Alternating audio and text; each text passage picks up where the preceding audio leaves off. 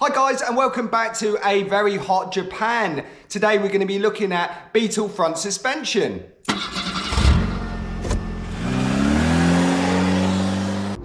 So Project BedBug's front suspension, well, it sits a little bit too high, and a car like this where it is a bit custom, it would look better if the suspension was lower on the front. So to lower BedBug, I will have to do some work on the front axle, but before I get into that, I need to explain a couple of differences on the front of Beetles. BedBug is old, and the older Beetles were fitted with a King and Link type front assembly just here. And on our 1967 and onwards, the King and Link pin suspension was swapped out in favour for ball joints. And yet again, Volkswagen swapped this out on a 1302, 1303 curved windscreen Beetle, the latest stuff, to McPherson struts. But I don't have a McPherson strut Beetle to show you, but you can see here on our Mighty Mirror project, a McPherson strut is a one-piece strut like this here with a spring. So using a McPherson strut on a Beetle can greatly improve the front end performance. But both my cars, the 67 and the Project BedBug, have torsion bar suspension.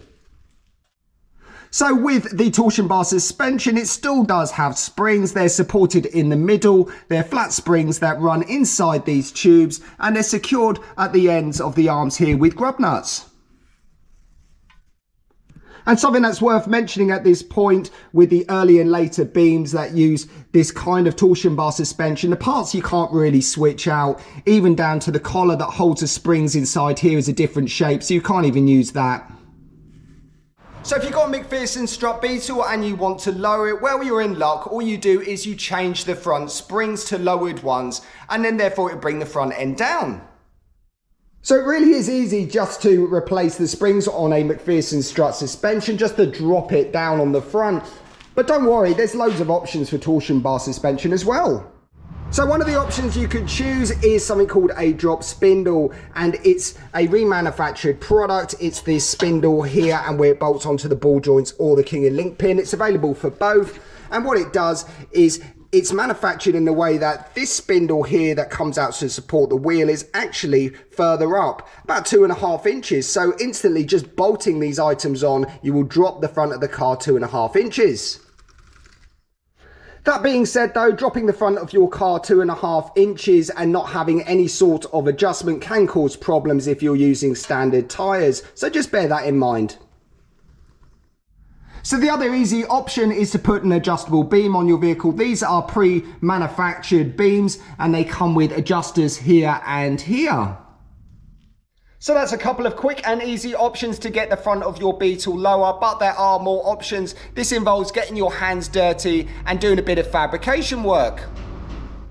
So a quick, cheap and easy option back in the day was something called a cut and turn on your front beam. It's pretty simple stuff. As I mentioned before, this grub screw here holds the leaf packs into position, which are connected to the arms at the end here. So if I was to cut this section out here and rotate it downwards, it would bring the arms upwards, lowering the vehicle. Then you could actually weld this back up and you'd have a lowered car.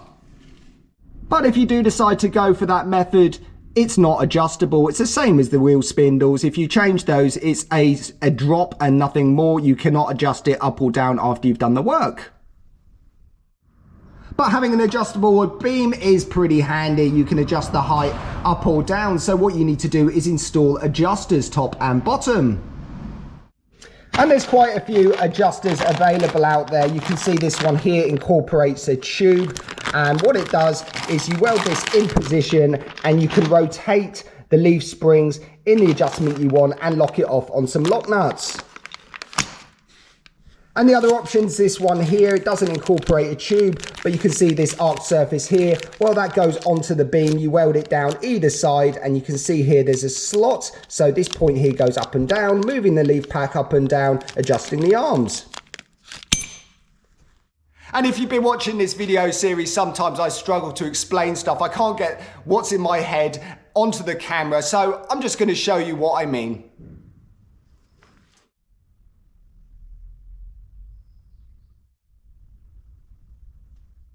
So that's the lowering theory out the way. Is another thing that I'd like to discuss, and that is axle narrowing. So as you know with this channel, I like doing that little bit more. So this vehicle is actually going to have a narrowed axle as well. So there are performance benefits from lowering the front of your Beetle, but this is more for a cosmetic thing. And so is axle narrowing. Axle narrowing means that you can tuck the front wheels just underneath the arches that little bit more. It's purely a cosmetic thing. It can look really good, but you can take it to the extreme. If you move the wheels too close together, obviously steering is going to be an issue, clearance is going to be an issue. And if you imagine a car with the front wheels pointing inwards like this, a little bit like a Reliant Robin, you could have stability issues. But that's only my personal opinion. I do love a narrowed front end on a Beetle. I think it looks pretty trick. But what we're going to do is we're going to actually remanufacture the front axle that we've got fitted onto BedBug, and we're going to make it narrowed and we're going to make it lowered and adjustable. So the first thing I need to do for this front end suspension job is get BedBug back onto its wheels and back on the ground. Let's see how she sits. So straight away, before I've even put the wheels on, there is a little bit of a problem. I've got a matched pair of tyres here, and then one taller tyre, and then one lower profile tyre. So what I'll do is I'll put the matched pair on the front of BedBug.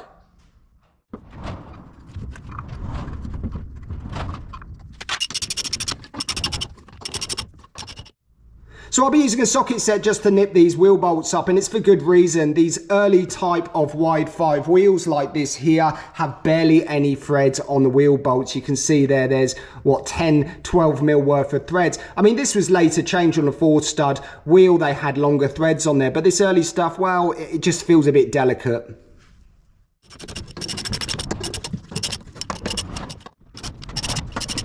So I'm only going to be narrowing this 2 inches on the front, which means this wheel here will be an inch further in.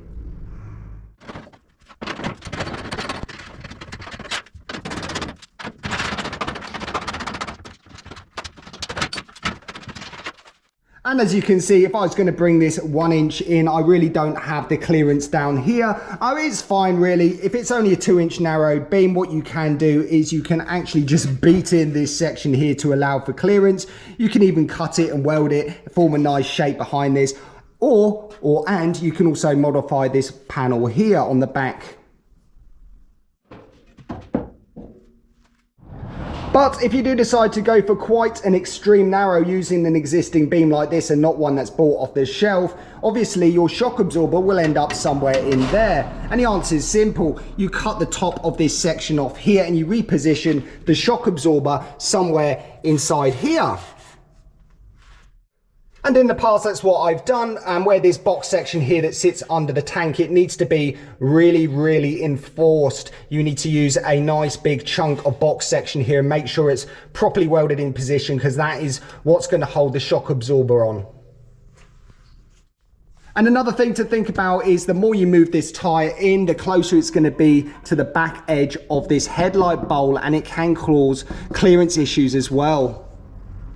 And at the back, well, it's all to do with steering lock. Depending on what wheel and tyre you have and depending how narrow you go, you can actually touch the inside of this panel here. So clearancing may need to be done, otherwise you'll lose a lot of steering lock.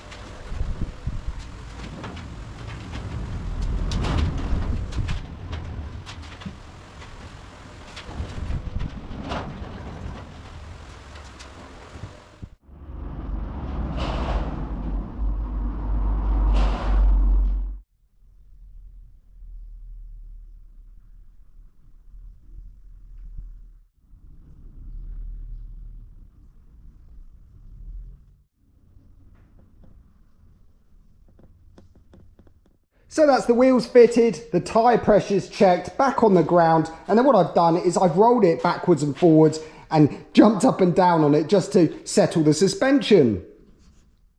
So the front suspension is sitting a little bit high, and using adjusters on the beam I might be able to drop it, say, a couple of inches, but to be honest it may need a bit more than that. And it really isn't that much of a big problem. If you remember earlier I mentioned drop spindles. Well, drop spindles and adjustable beam can be used together.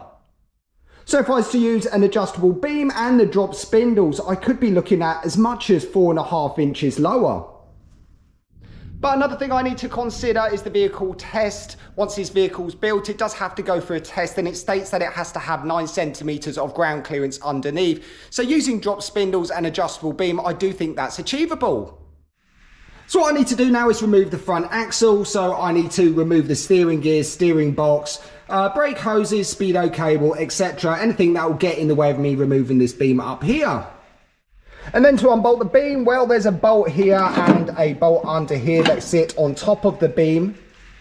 And then there's 4 bolts that go through the beam at the front here. Well, I say bolts, I can't even see the ones here. Well, I'm going to have to carve it out, find the bolt and undo those.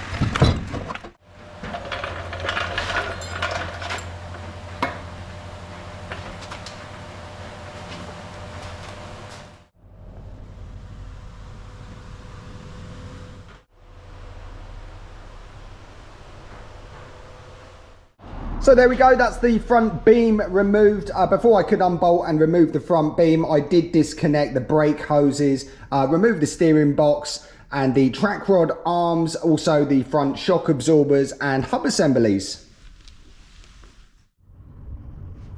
So not a big job getting that beam off, but I did struggle with the amount of grease, dirt and grime that was on the beam. It was covering all the nuts and bolts, so it did take a little while to scrape all that off before I could locate the nuts and bolts and undo them. And you can see, looking at the beam, well, I've still got my work cut out for me. This here is supposed to be a grub screw with an Allen key head in there and another one there, and underneath this, well, apparently there is a grease nipple stuffed under there somewhere as well.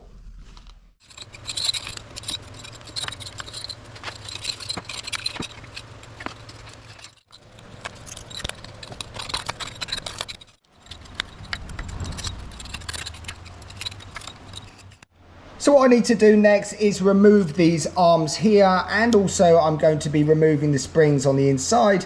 Well, I say remove the arms, providing I can find the grub screw and the lock nut first. Once I've found those, I can undo the grub screw, undo the lock nut, then withdraw this arm, and then I can undo the grub screw and the lock nut in the middle and withdraw the springs.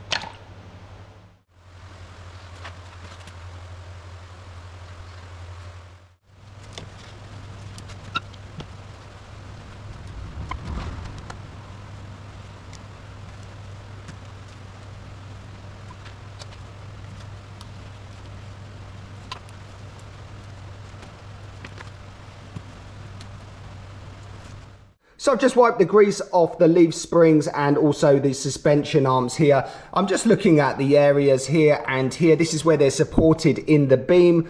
If you do have excessive damage at this point, you're going to have to replace the arm. And when it comes to the leaf packs here, I've just given them a cleaning and inspection. What I'm looking for is any cracks or any damage. Any broken leaves or anything like that would have to be sorted at this point. And as far as the beam's concerned, I did scrape off as much of that dirt as possible. And the areas I really wanted to look at was actually at the bottoms here. This is where they tend to rot out first on these VW beams. These ones actually look really good. They look really solid and there's no holes or other corrosion. So earlier I mentioned about cutting and turning the axle. At this point, it's very doable. What you need to do is just scribe a line so you know where the center point is. Cut this section out, probably about 2 inches. And then what you can do is move this internal part round, backwards or forwards, and you can lower or raise the height of the front of this axle. And then once you're happy, just weld the sections back into position, refit the leaves, refit it back to the car, fit it all back up. And at this point, if you're using this type of adjuster, well, that's great. Yet again, mark the line across the center hole here, cut out the section the same width as the adjuster, line the top hole up with the top slot on the adjuster, and then weld it into position. But the way I'm doing this beam is going to be slightly different, as I will be narrowing it a couple of inches as well as fitting the adjusters. So I will need to do a bit more work. First of all, I need to cut these sections off here. This is where the beam bolts mount into the frame head on the front of the car. Obviously, if I was to narrow this axle, these will be in the wrong position, so they've got to come off. Not only that, both sides are fitted with bump stops. These are no longer needed, so I will need to remove these and weld over the holes. Although it is possible to fit a 2-inch narrow beam, standard one, without actually modifying these turrets here, I do find that with the turrets slightly thinner, they do fit the vehicle a little bit better, and there's less bending on the side of the car just to get this into a snug fit. So what I'll need to do is cut this area out here and mount it further in, just so I could lose a bit of material on the inside edge. And then comes the narrowing part, which means I cut the section out of this middle here. I will be keeping this section because I need to weld the adjusters on there and use the internal collar. As well as that, I need to lose 1 inch either side of these tubes, squish it back together, weld it together, and then refit these bits here.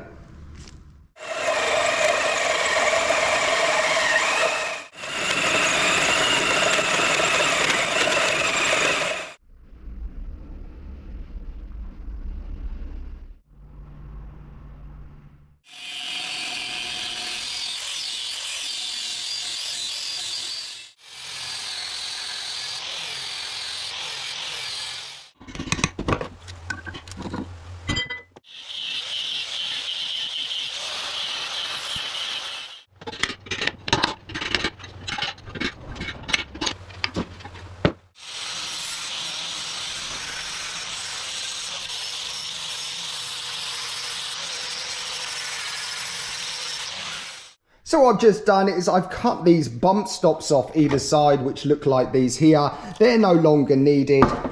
You are left with a hole here. You can easily plate this over. And on the inside of the shock tower here, I will need to make this slightly narrower. I've made a start there just by using a hole cutter, just so I can keep the thread in the same place. And the mounts at the front here, I've just ran the disc cutter down the side through the welds, just so I can get these off and out the way. So when fitting this type of weld-on adjuster, the first thing I do is the collar that holds the springs inside here, I move it to one side. What I normally do is just use a long bar through here, give it a clout, move this to one side, then I can slot a hole the same shape as that. But something I was wondering, is it possible to do this in situ without moving it to one side? Moving it to one side also gets rid of these dimples here that secure the collar in its position. And I wondered if you could actually do that in situ, and I have actually started cutting and slotting it, but it did get a little bit scary. I don't have a bar to drift this out, but it's no problem. I'll be narrowing this beam 2 inches, which does mean I need to cut this section out anyway, which means I can easily move this collar to one side when the piece is extremely short. So that's no longer a problem. So the first thing I need to do is cut out my section here, but you need to get these cut lines super straight. And what I normally do is, well, I just use Jubilee clips. I wind the Jubilee clips either side of this tube, and then what you can do is you can use a hacksaw or blade just to follow the Jubilee clip round so it's nice and straight, or you can actually mark it.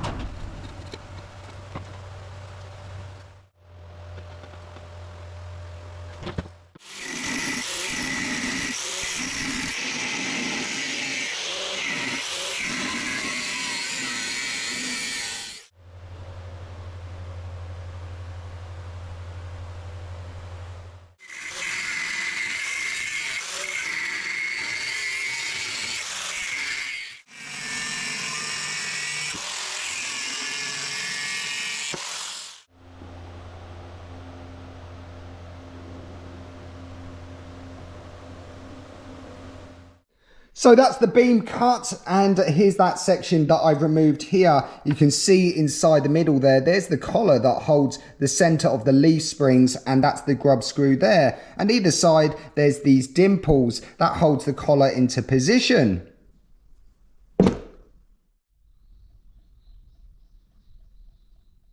So what I need to do is I need to move that collar out of the way and also get rid of these dimples either side. And this is so I can notch the slot there for the adjuster. But to do so, these pressings in the side, these dimples are really, really tough to get rid of. So what I'm going to do is heat up the dimples as hot as I can get them. And then I'm going to drift the center part through the tube and then turn it over, drift it the other way, and hopefully that will flatten out these areas here. Something I will say at this point, obviously you need a hard flat surface like an anvil. I don't have one, so I will be using the workshop floor. To be honest, it's not ideal, but I'm hoping it will do the job.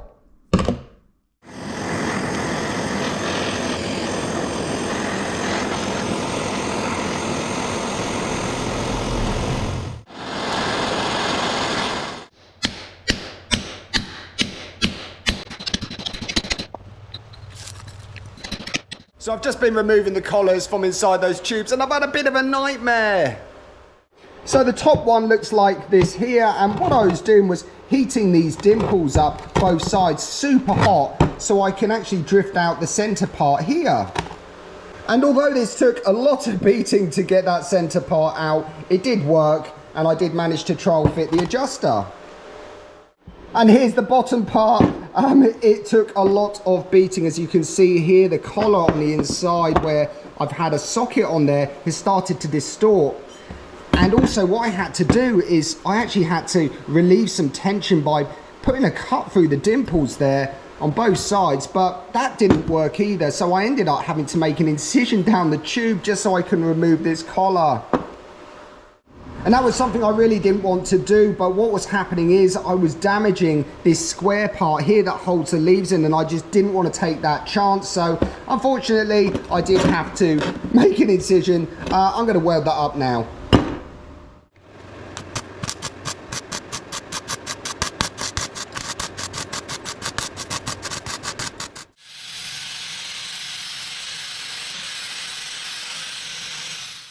So a little bit of a setback, but I managed to get that sorted in a jiffy. All I did is just weld it over that gap there, ground it back. So the next thing I need to do is cut the slot in this tube for the adjuster. One thing that's worth noting, if you are cutting this section out to do this job, make sure that the collar rotates inside the tube quite freely. If this is actually wedged in here, you're going to have all sorts of problems with adjustments later.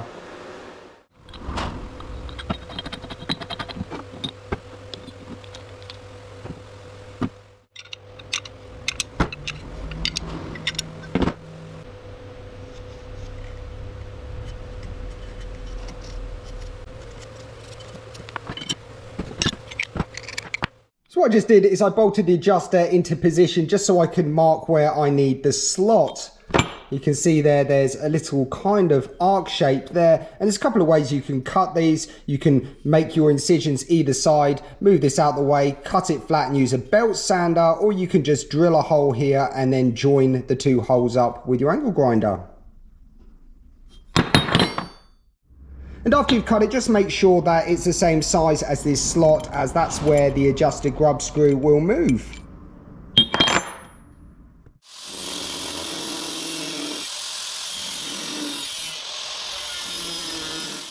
So that's that bit of tube now slotted. I can now refit the adjuster and get that tacked into position.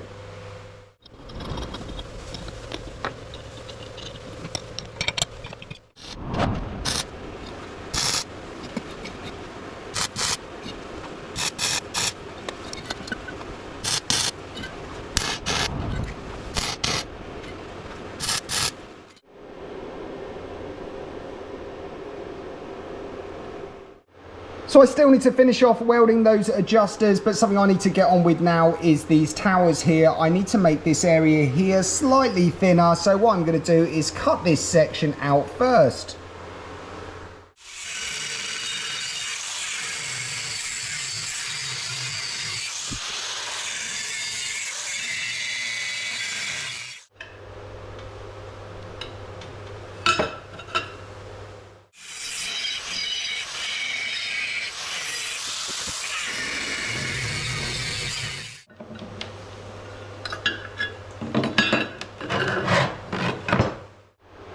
So what I've done is I've just cut these pieces off the side of the beam there. And what you can do at this point is just make a panel that goes in here nice and flush, but what I'm going to do is actually take the piece off the other side, remove this return edge, then weld it in here.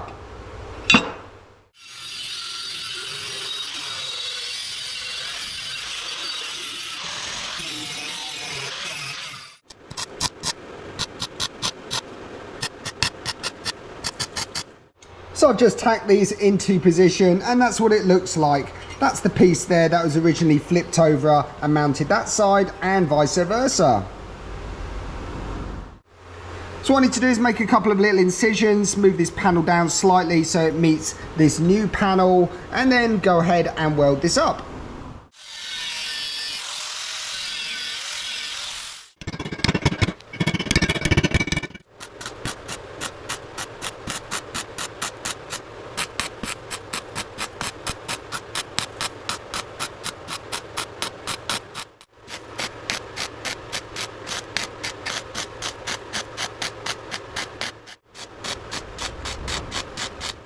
So the next thing I need to look at are the mounting points for the front shock absorbers. And originally this had a collar like this. All I did is use a hole cutter to remove it from the top of this tower part. So I'm actually going to reuse this part of the shock mount, but what you can do if you are changing the bolts, you can just buy an internal threaded piece like this and weld that into position.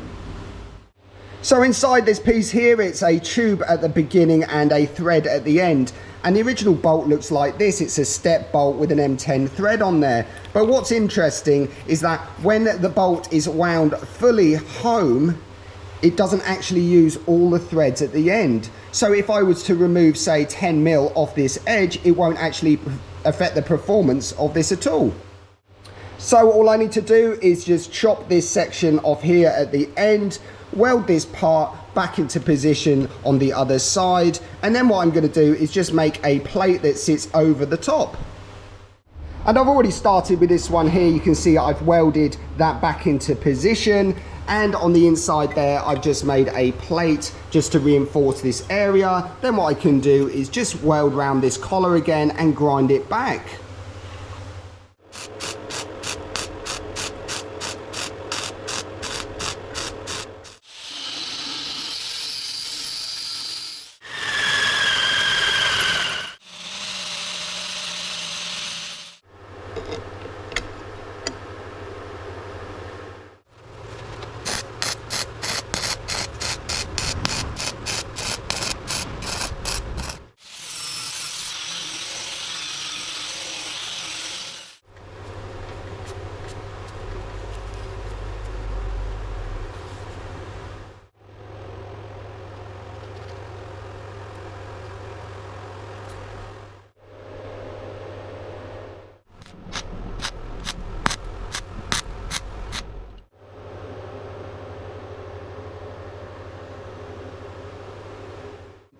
So that's the shock mountings welded into position along with that little plate there.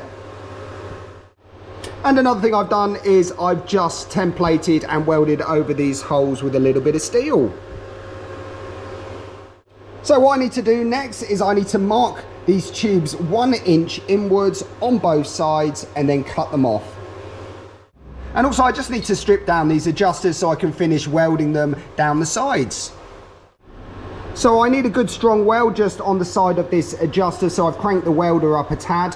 Also what I've done is I've just shielded this area here where the splines are with a bit of steel, because I'm using a gasless welder, and what will happen is the spatter will get stuck on the teeth and cause me all sorts of problems.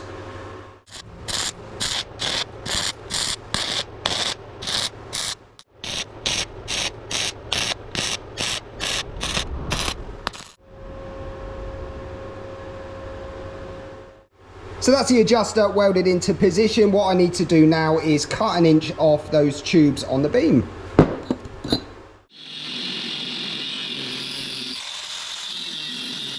So what I've done is I've just removed 1 inch off the side of the tubes on both sides. And also what I've done is I've just chamfered the edge of the tubes and also the tube with the adjuster. So when these parts are together, it forms like a V shape. So the weld is going to be really strong around this area. And just before I weld all this together, on a serious note, make sure that the leaf springs fit inside the center hole, and also make sure your adjusters move freely. So what I need to do now is weld this all together. I've made sure that my original line that I scribed into the beam lines up, and I'm just going to support it with magnets and use a straight edge. Of course you can make up some kind of jig to do all this as well.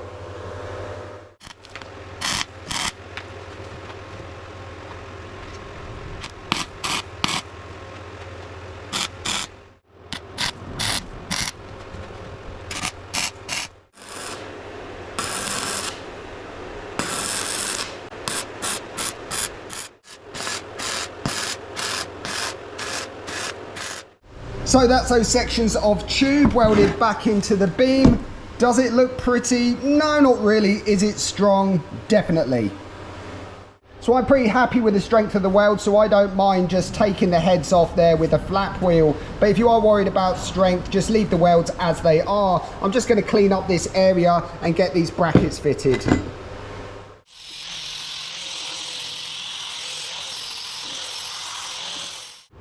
So I made a template earlier just so I can line these brackets up like that. But if you're uncertain where these brackets go, the answer is simple: bolt it to the car and then tack these brackets in place.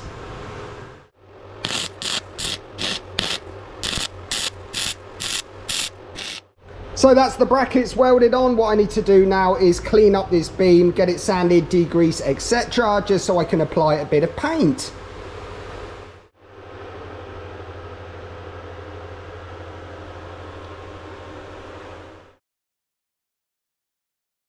And as if by magic, this beam is now prepped and ready for paint.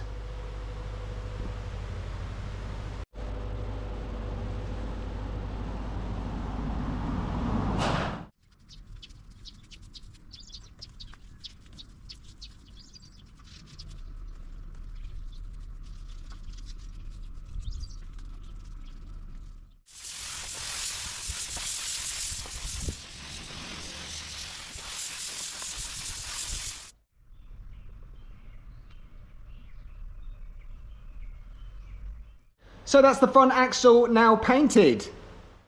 And the way I painted this is I applied a heavy coat of paint and then stippled it with the paintbrush. I let it flash off and then I went over it with a spray gun. So what I need to do is let the beam dry, and then I'm not quite ready to refit it. I do have some other things to get on with before that goes back in. So I do need to clean up these hub assemblies before they get refitted, and also do something with these track rods. We're currently now 2 inches narrow, which means I need to lose 1 inch out of these track rods or buy shorter track rods. And I also need to clean up these suspension arms, but not only that, the dimples that secure the arms onto the leaf springs are now in the wrong place, and these need to be moved in 1 inch. And also I need to do something with this steering box at the moment. Well, inside that gunge there is a steering box, so I need to clean this up and make sure it works okay. So I did manage to get quite a bit done in this episode. We made a start on our BedBug 2-inch narrowed adjustable custom front beam. Anyway, I'll see you guys next time. Thanks for tuning in as always. Cheers! Cheers!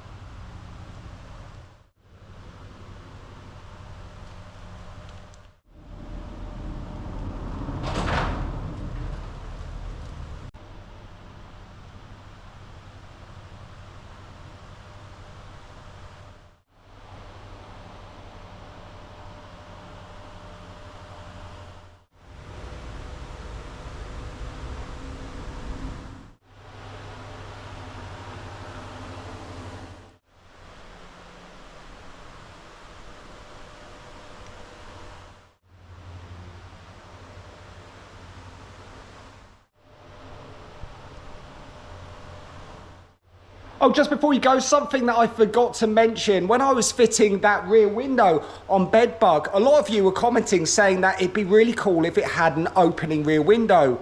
Well, there's been some developments and I may have managed to get my hands on one, but we'll talk about that in the next episode.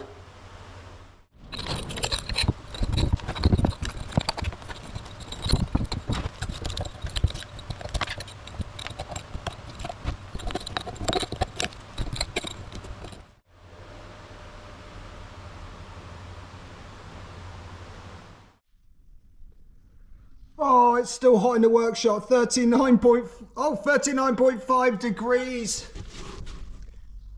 I've had enough. Time to hit the shower. Woo!